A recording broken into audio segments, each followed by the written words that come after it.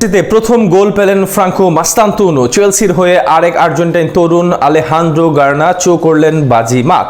আর এই দুই তরুণের এমন ছন্দে ফেরা বড় স্বপ্ন দেখাবে আকাশনীল ভক্তদের, কেননা তাদের এই পারফরমেন্সের ধারাবাহিকতা অব্যাহত থাকলে ফিনালেসিমার স্কোয়াডে দেখা যেতে পারে দুজনকেই। তাদেরকে নিয়ে বিশেষ পরিকল্পনাও সাজাতে পারেন স্কালোনি, যেটা হবে প্রতিপক্ষের জন্য বেশ শঙ্কার কারণ। গার্নাচো আর ফ্রাঙ্কো মাস্তান্তুনোকে নিয়ে কেমন পরিকল্পনা সাজাতে পারে আর্জেন্টাইন বস, তা নিয়ে বিস্তারিত থাকছে রিপোর্ট।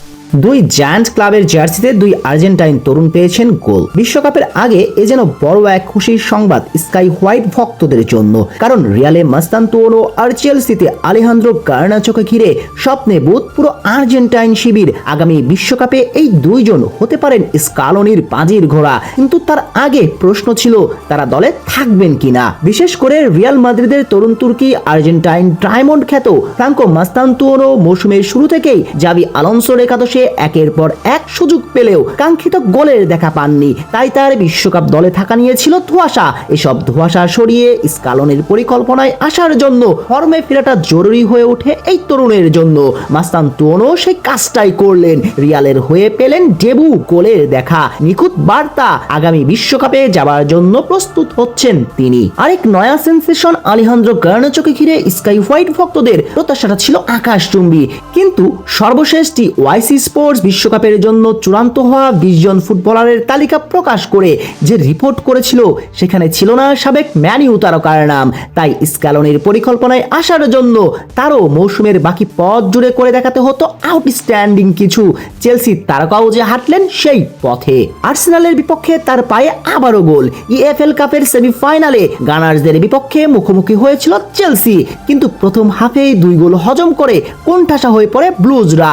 তবে দ্বিতীয় হাফের 57তম মিনিটে গানার্সদের ডিবক্স ঢুকে দুর্দান্ত এক ফিনিশিং এর চেলসিকে ম্যাচে ফেরার রসদ জোগান 21 বছর বয়সী গার্নাচো।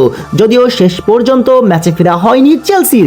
ইএফএল কাপের সেমিফাইনালের প্রথম লেগে চেলসি হেরে বসে 3-2 এর ব্যবধানে। তবে ম্যাচ হারলেও গার্নাচোর এমন গোল নিঃসন্দেহে আশা জাগানিয়া। অপরদিকে কোপা দেল রেতে আলবেসেটের বিপক্ষে হয়েছে রিয়াল মাদ্রিদের নতুন কোচের অভিষেকটা হলো হার দিয়ে। তবে রিয়াল হারলেও মাস্তান্তুনোর পায়ে গোল আশার আলো নিঃসন্দেহে।